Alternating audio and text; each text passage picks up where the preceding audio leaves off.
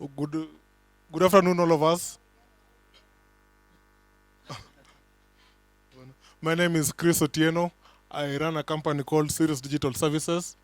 We deal mainly with software systems and solutions.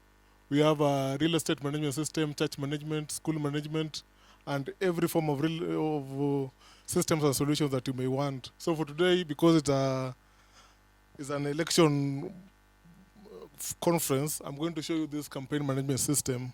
Sorry. So from the dashboard, I've just logged in from the demo account. You can see there are two teams, there are three members, and then there are those incomes and stock donations. So from this, you can, as an aspirant or as a campaign team member, manager, you can already see that the system can help you set up your teams, the campaign teams that you may have on the ground to help you with your campaigns. Then you can add members to the teams.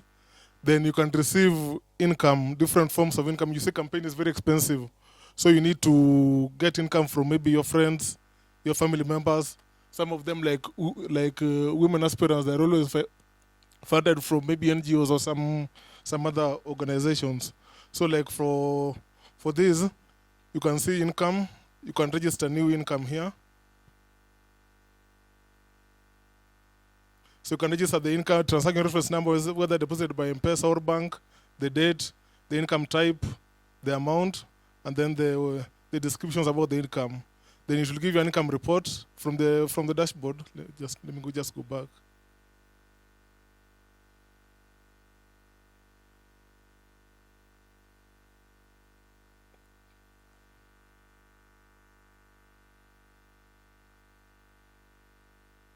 So from the dashboard, you can see the income summary. There's a registration fee. This for political parties. There's donation, contributions from family, and friends contributions. So you can have different income streams as you may want. Then for the expense, you can spend money on T-shirts, posters, motor vehicles, and maybe facilitation for those going for different events or those going for political rallies. Then for expenses, you can spend also on T-shirts and motor vehicles branding and the like.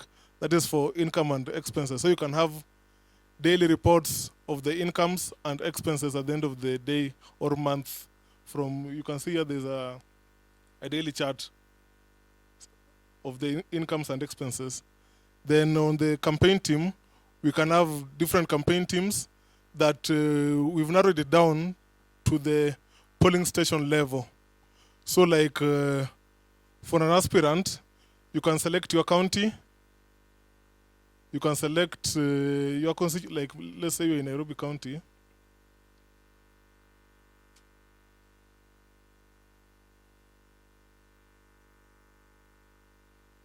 Then you can select the constituency, maybe you are in Westlands here.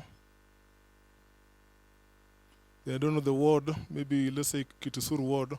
So you can narrow it down to a polling station, like for Kitisur ward, we've not put that, but it can be narrowed down to a polling station so that when you're doing the facility, when you are registering new team members, you can register them up to the polling station level.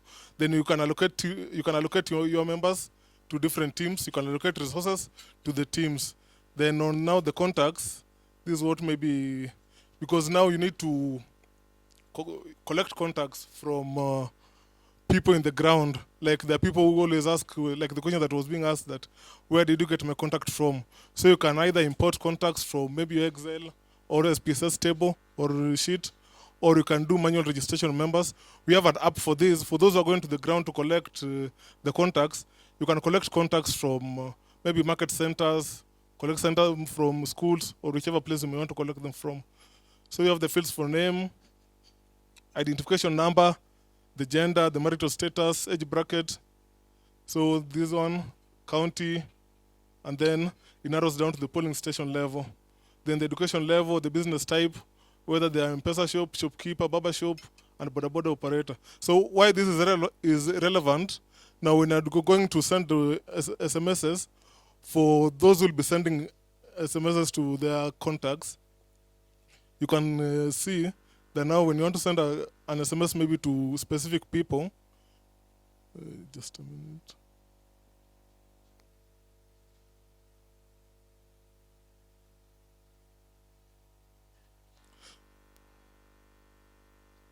So when you're sending SMS to different people, like let's say you can say, like you can send SMS to business type. Maybe you want to send only to border guys. Like you want to send to a border operator. So you see, like in most campaigns, acquisitions are done. The people you are going to win are the people you'll be able to identify the issues that matter most to them. So you don't want to send a message about border people to maybe teachers or to doctors. So with such a system, it can help you filter down the messages or the audience to which you are sending the message to the most basic form, like border operator. You can select barbershop people, shopkeepers, M-Pesa shop, or whichever information that you want to, whichever details that you want to input here, because these are dynamic fields that you can have in your system once it is set up. Then this drip campaign is just to schedule your campaigns. Like you want to send a message now, you can schedule to send after maybe 1 hour, 2 hours, depending on the time that you may wish to send it at. So I think that's just a summary of the system. Let me just go back to the dashboard.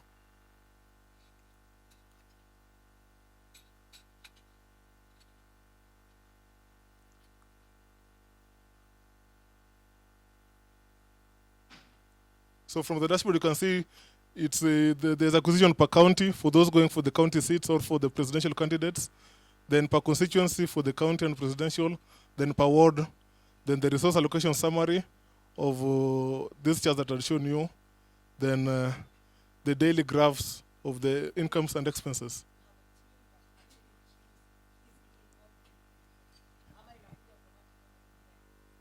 This one you have to, some of them you have to key. But now to collect data from, you can either import data from Excel if you have an Excel like for how do you call them? For the voters, you can pick data from that Excel sheet and feed it into the system. Now you can now send messages to them. But now for the income and expenses, it cannot be automatic because today, yes?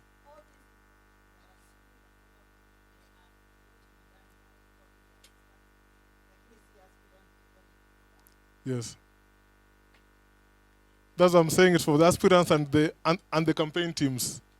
So this one helps the aspirant now to manage the overall end-to-end of the campaign without having to spend so much on. Yeah.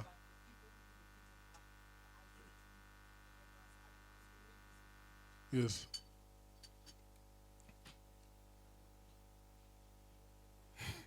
And any other question?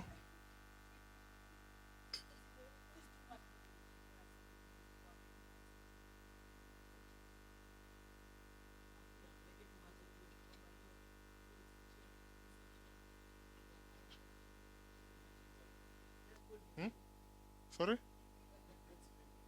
Fieldwork only for collecting data for the voters. Yeah. But now for the other sections, now you have to, they're done in the office. Like for the income and expenses, they're done in the office. So once you know the income and whatever else, who now, is it going to but there's a team and all this information has been keyed in, etc. It is for her to know how much she has been able to it is for Fatma to know how much she's spending, how much she's losing, where money is required, where they can get funds. Yes. Like that. Yes. Fatma, ini mathematics.